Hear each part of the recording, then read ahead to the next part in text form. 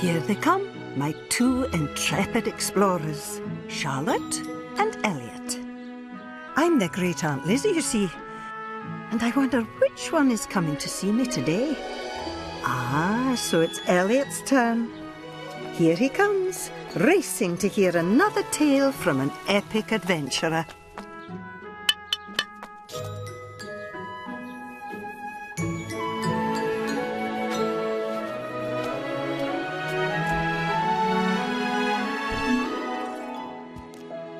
And what wonderful adventures they were.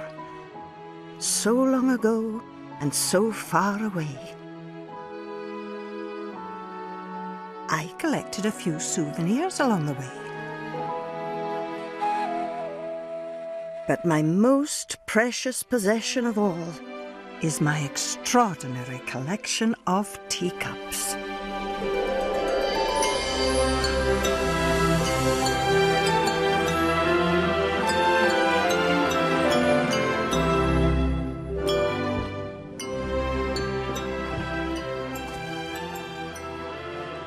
You've still got your coat on, Elliot. Come on, no time to count the clouds. We've got stories to tell.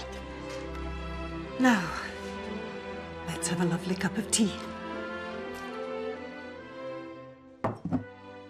But first, we need... the teacup. But which one?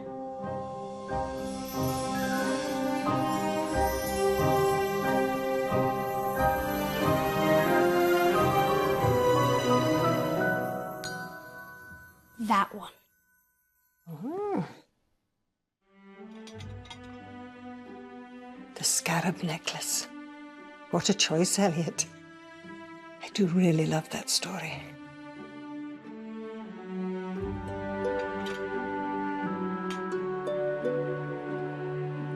This will be just perfect to drink now.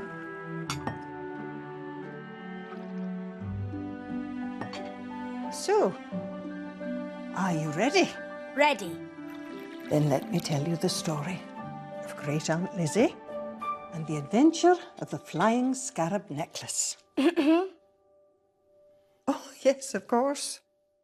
Let me tell you the story of Elliot and the adventure of the flying scarab necklace. It all began long, long ago in ancient Egypt, where towering pyramids and gigantic limestone statues grace the golden sand dunes.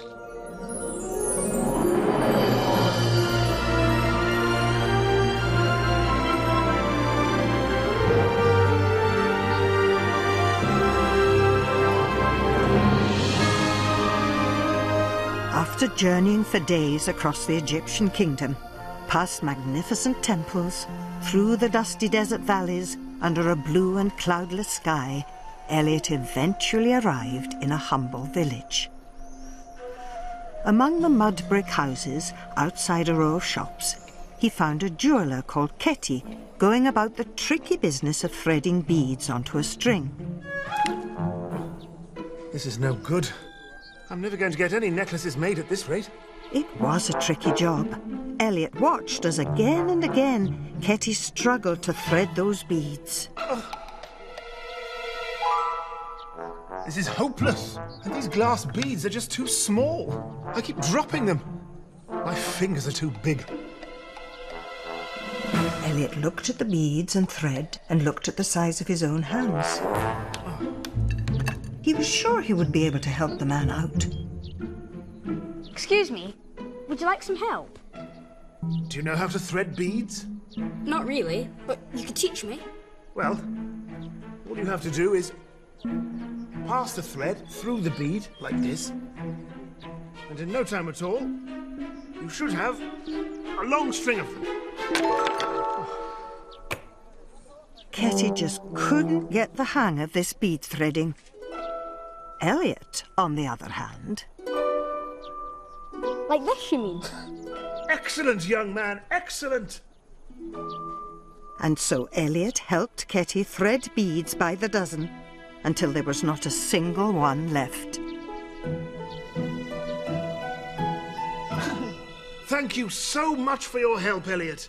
That's okay. It was really fun. Bye. Bye. Then Elliot set off once more to explore the little village. And it wasn't long before he saw two women deep in conversation in their house. He stopped to have a look. Kenza, as you are now a young woman, I want to give you my flying scarab necklace. Oh, thank you. My mother gave it to me, and I'm passing it on to you. It's beautiful. I hope this flying scarab beetle will bring you good luck. Wear it with pride, Kenza. I will. No climbing palm trees. But Mother... Now you're a grown-up. You shouldn't be so boisterous anyway. Yes, Mother. Grown-ups don't go rushing about being as noisy as you do. No, Mother. Grown-ups sit nicely in the shade. Yes, Mother. But as soon as her mother left, all happiness fell from Kenza's face. Excuse me, are you okay? You seem a bit sad. I am a bit sad. My mother has just given me this beautiful necklace. That shouldn't make you sad. I love the necklace, but it's delicate, so I have to be calm and quiet instead of loud and energetic like I normally am. Maybe you could be both. Sometimes quiet and sometimes loud and energetic. That's a great idea. I can be quiet when I'm with my mum and be loud the rest of the time. Kenza liked this idea so much, Oh, thank you. she forgot just how fragile the necklace was. Oh no, it's broken. I've broken the flying scarab necklace. The poor girl was devastated. Her mum had only just given her that precious necklace, and already she'd broken it. But Elliot remembered the jeweller whom he'd helped only that morning. Maybe the village jeweller Ketty could fix it. I could take it. Really? Oh, thank you. Kenza gave the precious scarab necklace to Elliot. Please be quick. If my mother finds out I've broken it, she'll be so upset. I'll be as quick as I can. Elliot went as fast as he could back to the jeweller's. Excuse me, my friend's broken her necklace. I was wondering if you could fix it. He thought that getting the necklace repaired would be as easy as anything. Well, it's certainly a lovely piece. But of course, it was never going to be as easy as that. I'd love to help, but I'm afraid I can't. You see, it's made of blue faience. Faience? It's a special kind of pottery, and I don't have any. Where could I get some? The only place I know is miles and miles away. They make it in hot kilns, like big ovens, up in the hills. My friend, Den, works there.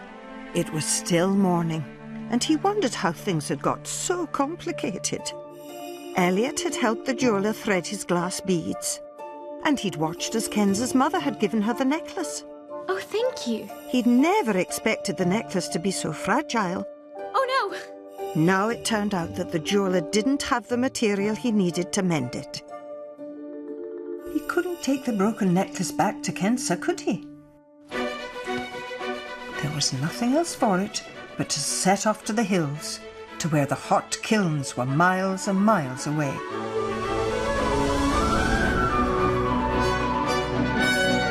So off went Elliot in his old battered boots. He crossed the desert peaks until, when he was almost out of breath, the path ran out.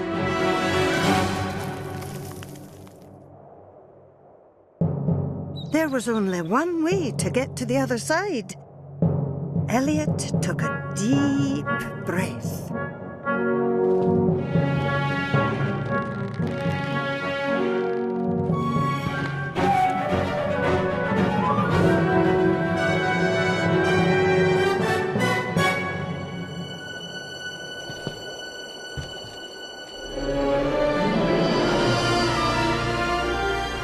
Safely across, Elliot set off once more until high on the hills he could see a huddle of huts.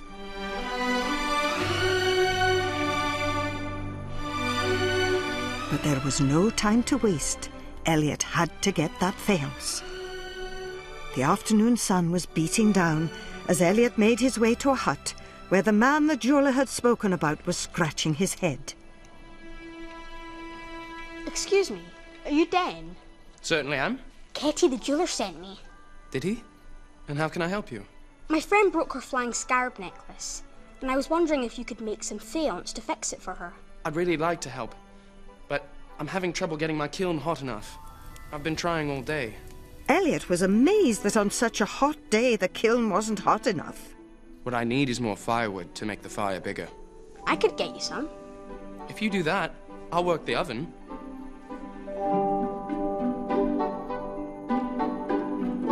Elliot was hot enough to boil as he set about gathering as much wood as he could carry to where Den stoked up the kiln. Armful after armful, the faience maker's kiln swallowed up the wood. Here's another load. That's it. My goodness, it was a relief to sit still after all that hard work. And as Elliot sat there, Den created something amazing out of nothing but heat and sand. Here we are. A new flying scarab wing. Thank you. It's a pleasure. And thank you for helping me with the fire. That's okay. Thank you again. Bye. Bye. Back came Elliot in his old battered boots, over the desert peaks and down the mountainside. The day was nearly over, but Elliot's quest wasn't finished. He still had to make a visit to Ketty the jeweller. With the new faience, it didn't take Ketty long. He made the necklace even stronger so Kenza wouldn't need to be quite so careful. As soon as it was done, Elliot hurried off to Kenza's house where the worried young woman was waiting. I got it. Oh, thank you. Look, the jeweler made it stronger than before. Good as new. Better. Now you can wear it and do what you want. Fantastic! But after all Elliot had done for her, Kenza realised she should take more care. Let's get a drink. Yes, let's. And that was that, the whole kit and caboodle. Elliot and the adventure of the flying scarab necklace. What was the necklace made out of again? Faience. Oh yeah, it was clever how he made the faience in his kiln. Yes, it was. And it was clever of you to help him. Hopefully after the jeweler fixes it, it'll be much stronger. Strong enough for Kenza to wear and do everything she wanted to do. Blow me down with a feather. Is that the time already? Come on. Your mum will be here in a minute. Your coat.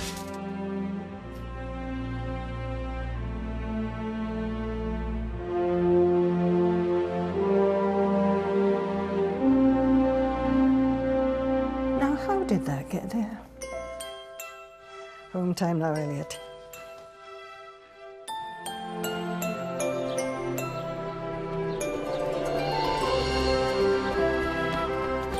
Thanks, great Aunt Lizzie. Cheery bye, Elliot.